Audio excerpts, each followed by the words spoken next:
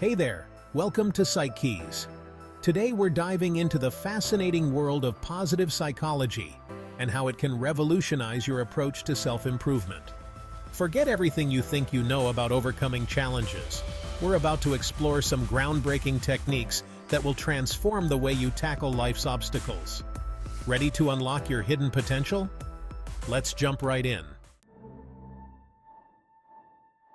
The Zeigarnik Effect, your brain's secret weapon. You know that nagging feeling you get when you leave a task unfinished? Well, it turns out that's your brain's superpower in disguise. Meet the Zeigarnik Effect, a psychological phenomenon that could be the key to smashing through your biggest roadblocks. Here's the deal. Our brains are wired to remember unfinished tasks better than completed ones.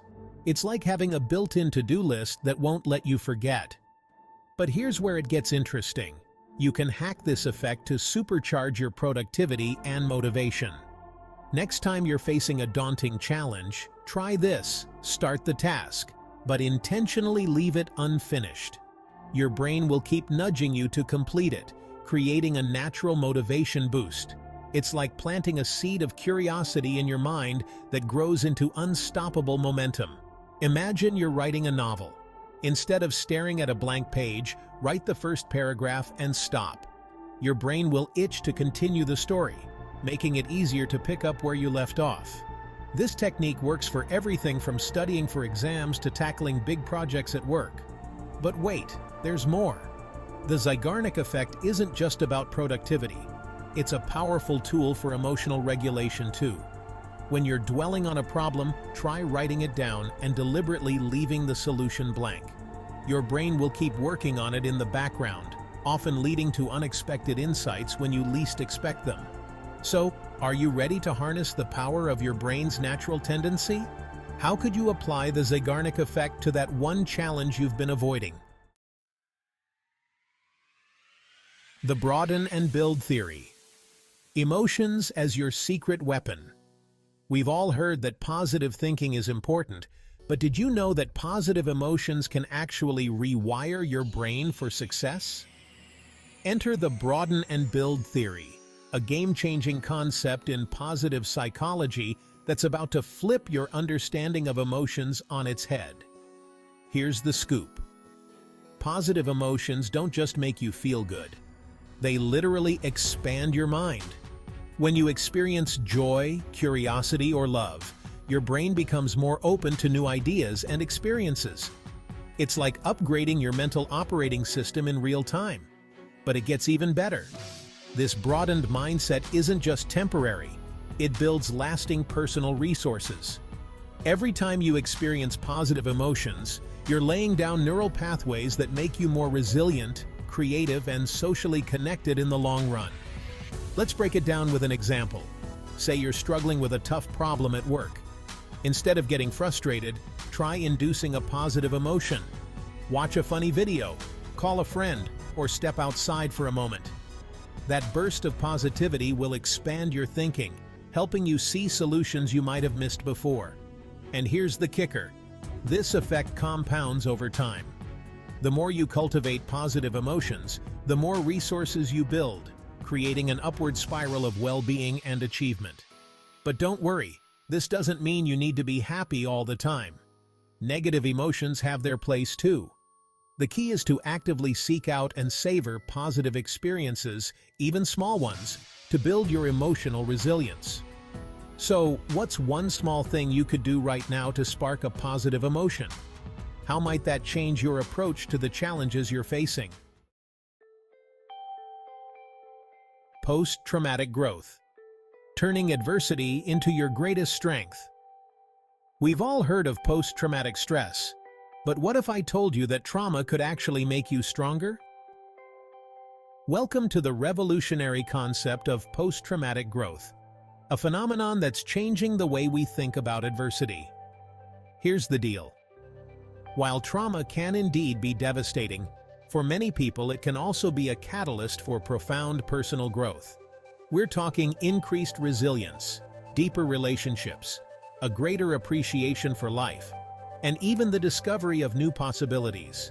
Now, this doesn't mean trauma is good or that we should seek it out. But it does mean that if you've faced serious challenges in your life, you might be sitting on a goldmine of untapped potential. Let's look at a real-life example. After losing his legs in a climbing accident, Craig DiMartino not only returned to climbing, but became the first amputee to climb El Capitan in Yosemite in under a day. He discovered a strength he never knew he had, and now uses his experience to inspire others. But PTG isn't just for extreme cases. Research shows that people can experience growth after a wide range of challenging experiences, from job loss to health scares. The key is in how you process and make meaning from the experience. So how can you cultivate PTG in your own life? It starts with reflection. Instead of asking, "Why did this happen to me?" try asking, "What can I learn from this?" This shift in perspective can open up new avenues for growth and self-discovery. Another powerful technique is to engage in benefit finding. This involves actively looking for positive outcomes or lessons from difficult experiences. It's not about denying the pain, but about finding meaning alongside it. Here's a thought-provoking question. Think about a challenging experience in your life. How has it changed you? Are there any ways, even small ones, that you've grown or become stronger because of it? Wow, we've covered some pretty mind-expanding stuff so far, haven't we? If you're finding these insights valuable, why not take a quick second to hit that like button? It really helps the channel grow and allows us to keep bringing you more content like this. And hey, if you haven't already, now's the perfect time to subscribe and hit that notification bell. We've got 2 more incredible psychological techniques coming up that you won't want to miss. All right, let's dive back in and explore 2 more powerful tools for self-improvement. The paradox of choice. Less is more in self-improvement. We live in a world of endless options, but what if having too many choices is actually holding you back? Enter the paradox of choice, a fascinating psychological principle that suggests that more options can lead to less satisfaction and more paralysis. Here's the lowdown. While having some choice is essential for well-being, an overabundance of options can overwhelm us, leading to decision fatigue, anxiety, and even depression. It's like being in a restaurant with a 100-page menu. You end up stressed about making the perfect choice instead of enjoying your meal. This principle has huge implications for self-improvement. Many of us get stuck in analysis paralysis, endlessly researching the best way to improve ourselves without actually taking action. We jump from one self-help book to another, one productivity system to the next, always chasing the perfect solution. But here's the twist. The most successful people often limit their choices. They create routines and stick to them. They focus on a few key areas of improvement rather than trying to overhaul their entire life at once. Take Steve Jobs, for example. He famously wore the same outfit every day to reduce decision fatigue and focus his energy on more important choices. While you don't need to go that extreme, the principle is powerful. By limiting some choices, you free up mental energy for what really matters. So how can you apply this to your self-improvement journey? Try this. Instead of trying to improve every area of your life at once, choose 1 or 2 key areas to focus on. Create a simple, consistent routine around these areas and stick to it for at least a month before adding anything new. For example, if you want to improve your fitness, don't overwhelm yourself with complex workout plans and diet regimes. Start with something simple, like a 20-minute walk every day and cutting out sugary drinks. Once that becomes a habit, you can build on it. Remember, the goal isn't to find the perfect self-improvement plan. It's to take consistent action. By limiting your choices, you make it easier to get started and stick with it. Here's a challenge for you. Look at your current self-improvement goals. Are there areas where you might be overwhelming yourself with too many options? How could you simplify your approach to make it easier to take action? The concept of flow, your hidden pathway to peak performance. Have you ever been so engrossed in an activity that you lost track of time? Where your skills perfectly matched the challenge at hand and you felt a sense of effortless action? If so, you've experienced what psychologists call flow, and it might just be the secret sauce to unlocking your full potential. Flow, a concept introduced by psychologist Mihaly Csikszentmihalyi, is a state of optimal experience where you're fully immersed in what you're doing. It's often described as being in the zone, and it's not just enjoyable. It's also when we perform at our best. Here's what makes flow so powerful for self-improvement. When you're in a flow state, you're pushing your skills to the limit while still feeling confident and in control. This sweet spot is where real growth happens. But flow isn't just for artists or athletes. You can experience it in any activity, from coding to gardening, as long as the challenge level matches your skill level. The key is to find that balance. If the task is too easy, you'll get bored. If it's too hard, you'll get anxious. So how can you cultivate more flow in your life? Here are some strategies. 1.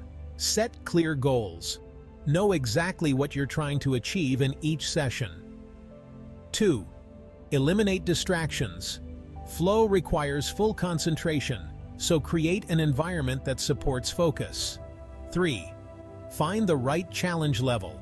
Gradually increase the difficulty of your tasks as your skills improve. 4. Get immediate feedback.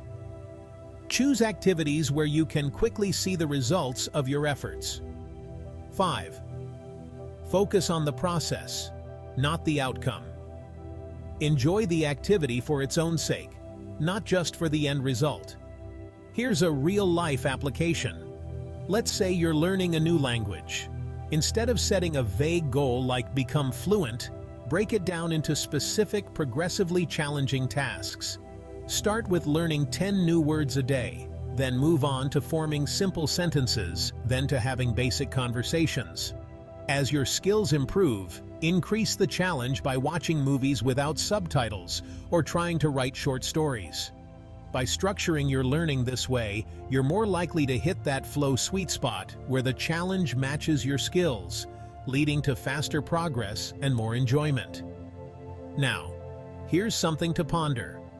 Think about the last time you experienced flow. What were you doing? How can you recreate those conditions more often in your life, especially in areas where you want to improve? Remember, self-improvement isn't about drastic changes or finding a magic bullet.